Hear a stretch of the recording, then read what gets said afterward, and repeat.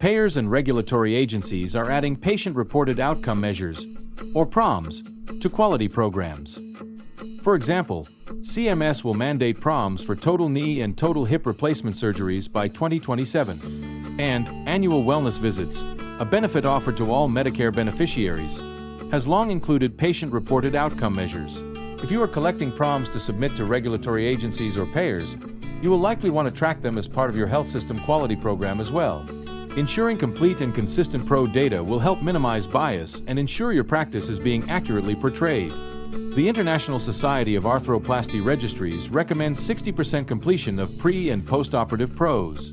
You may want to consider the following. Consult quality improvement or regulatory guidance on PRO measures, required timeframes, population definitions, and pre- and post-assessment requirements. Ensure that the PRO measure selection, patient population definitions, and time intervals for collection match the external expectations.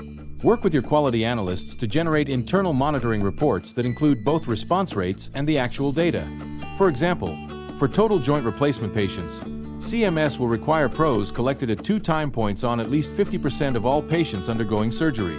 In addition to monitoring the collection rates, calculate the pre- to post-operative change in the PRO scores to assure that your patients are achieving the anticipated changes in health status.